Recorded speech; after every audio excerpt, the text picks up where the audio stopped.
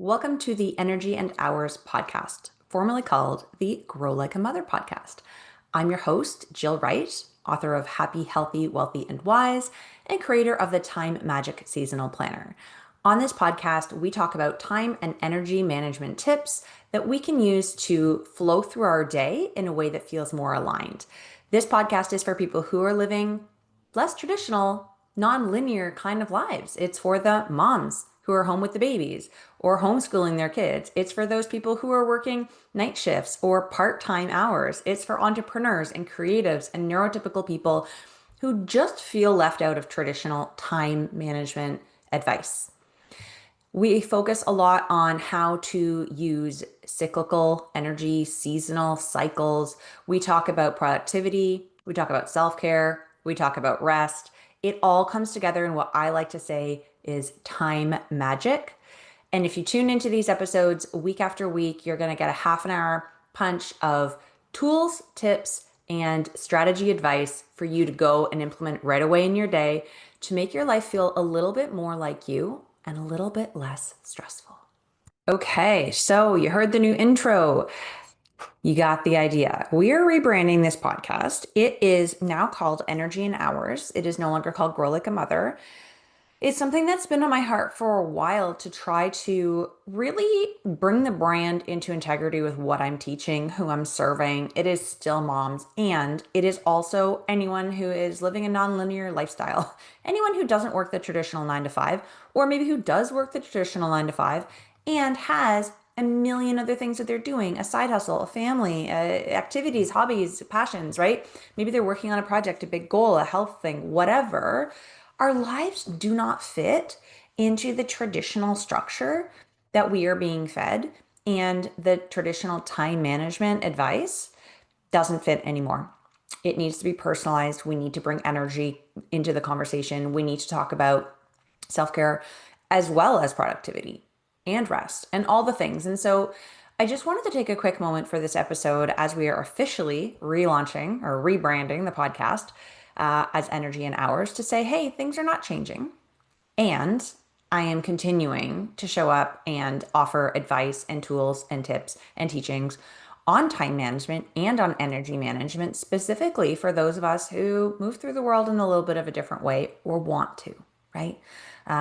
You may be listening and you may have a 9 to 5 and you may not feel super fulfilled in that. Well, we need to figure out ways on your 5 to 9 hours in the evening or maybe in the morning or the weekends, how we can bring in some alignment into your life that you're looking for that you might be missing during those 9 to 5 hours. And if you're someone who is, retired or homeschooling or who knows what kind of lifestyle you might have. A lot of entrepreneurs are not linear in their calendars as well.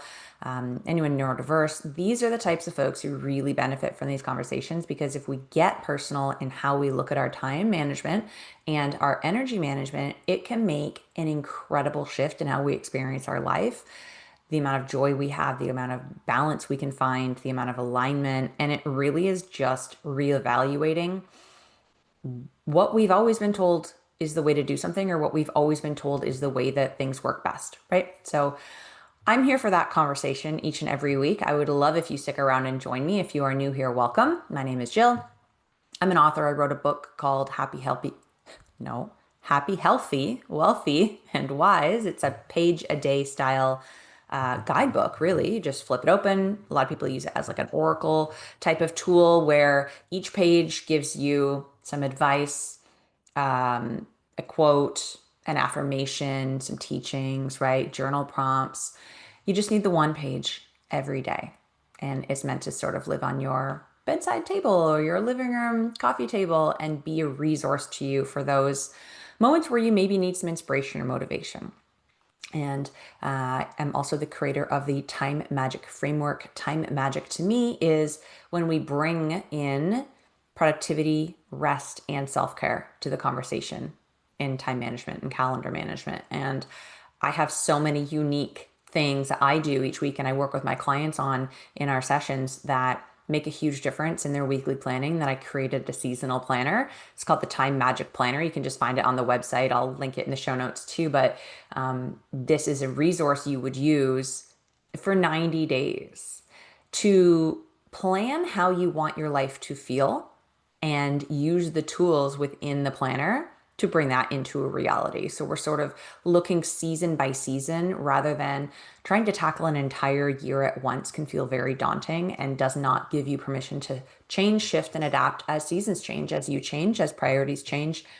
Life happens, right? And 90 days is a really nice chunk of time to be able to stop and think, okay, what's my focus now? How do I want to feel? How do I bring that into my weeks using these really intentionally curated tools that are really well supporting ADHD brains and neurodiverse brains? Anyways, it's a really fun planner. If you're in the market for a planner, if you love a paper planner, it is something that you definitely need to check out. And it comes with some really fun stickers and confetti and things like that to keep the excitement going and to keep reminding you of these concepts. Because if you haven't been an avid listener of the podcast and subscribed to the newsletter for years and years, you probably aren't as familiar with these concepts as you know, as I am. So reminders are always helpful, and who doesn't love a sticker, right? That's not what we're talking about today. Today, we are talking about the idea of the spoon theory. The spoon theory has been around a really long time, like over 20 years, and it was originally created to describe to, quote, normal people, healthy people who are not suffering from chronic illnesses, how those who are suffering from chronic illnesses experience different levels of energy. They have, through this theory, it says that they have limited energy resources as opposed to a quote normal person who has unlimited energy. So it explains energy in terms of spoons. Let's say you start your day with 12 spoons, you only have 12 spoons, so you have to prioritize and be careful on how you spend those spoons. Each activity throughout your day will require a number of spoons, which could vary day to day, or it could be the same number each and every day.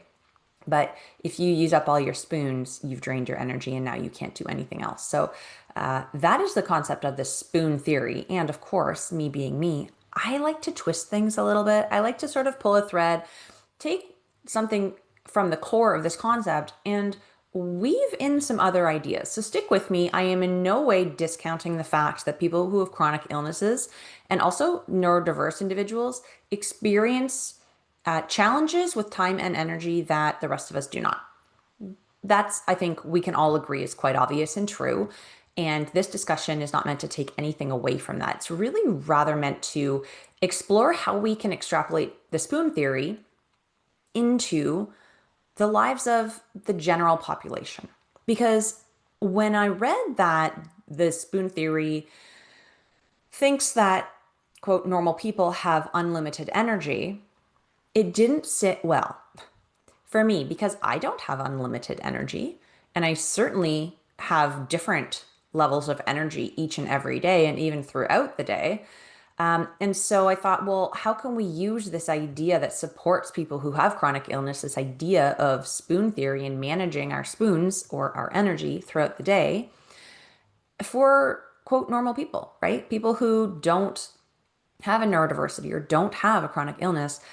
We still need these tools and this help, and especially those of us who are living nonlinear type of lives. So I wanted to explore that in conversation with you today and just sort of give my 2 cents on it. And I'm curious to know how you resonate with this, or maybe I'll get a lot of hate mail. I don't know. But for me, the idea that anyone starts the day with unlimited energy feels very foreign. If you're one of those magical unicorns, please let me know.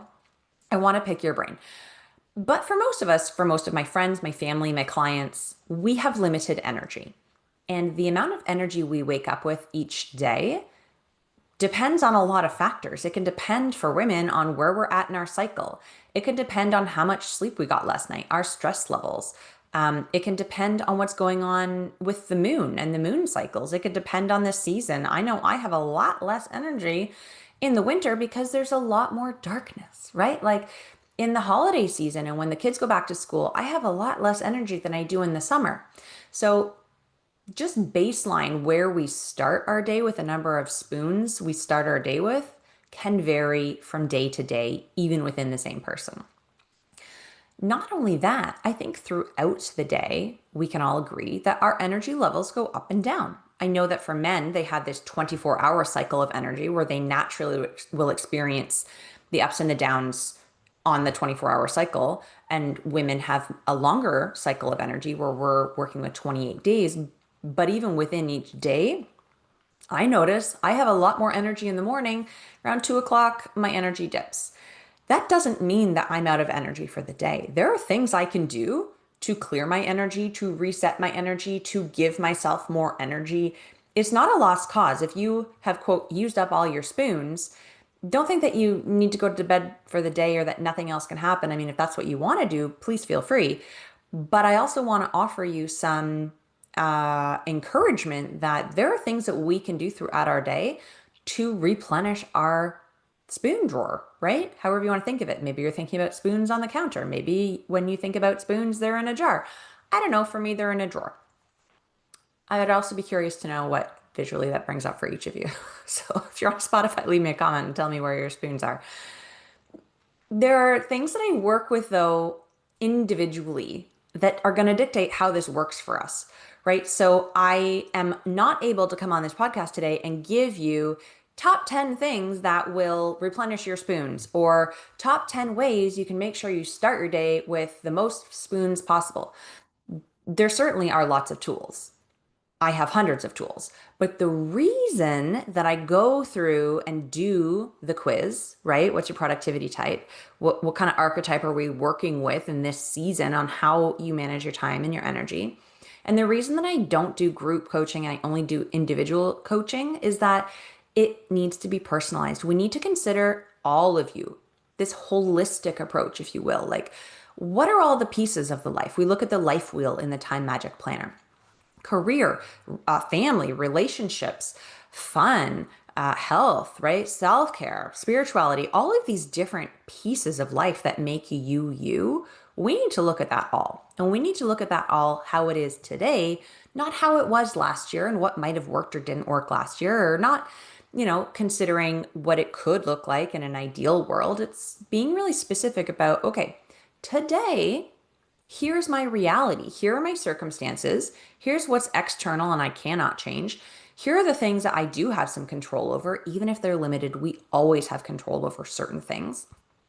Even though we're all working within the same 24 hours, how we manage those hours can look completely different. And our energy, where we're starting from baseline, how we prioritize, how confident and comfortable we are bringing in new energy or clearing out bad energy, that's all very personal too. And so we can't, I don't think, personally, as I view it, start a conversation about spoon theory and say everyone starts their day with 12 spoons or has unlimited spoons. It's not one or the other to me. It's like, well, let's look at the person. Let's look at the circumstance. Let's look at the situation. Let's look at the goal. Like, what do you want your days to feel like? How do you want your weeks to unfold? What are you trying to bring in? How are you trying to show up? Because all of that matters and all of that will dictate what are the best tools for you. So I just wanted to start this conversation and share with you this idea that, hey, we need to manage our energy throughout the day in order to be able to get all the things done, right? But also give my perspective on how this shows up and complements the work that I do in my time tune-up sessions, how this spoon theory could maybe be stretched and taken apart a bit and rejigged in a different way so that it can include all of us and we can all get in this conversation about, well, how many spoons do you have? Like, what is your energy level? Do I need to save some spoons for later, or is there no way to save them? I have to use them up. What am I going to do to replenish the spoon drawer? The idea behind this conversation is really just paying attention to your energy levels throughout the day and being intentional about where you're spending your time, because the currency for time is really energy, right? They're so intertwined that I can't separate time management and energy management. They are together. They are intertwined, and that is the basis of all the work. So if this is an interesting concept for you, please stick around. This podcast dives into all of this. If there's another topic that you're interested in or another framework or theory, please shoot it my way. I would love to dive into it and offer my perspective on it as well. Not that I'm trying to change everything. This is not the not the intention. I don't specifically go looking for things and I'm like, haha, I have a better way. I'm going to change this. Not at all. I'm not coming to you from a high horse. I am simply coming to you in an effort to bring things down to a really personalized level where we can all access the tools in a way that's going to actually work for us. So that's it for today. I am so glad that you are here, whether you are here finding energy and hours as a podcast for the first time, or whether you've been here for 4 years with Grow Like a Mother and you're wondering what the new rebrand is going to be about. We're going to have conversations like this. We're going to be talking about time management, energy management, personalizing it, how to create time magic, all of that. So that's it for today. Thank you for being here.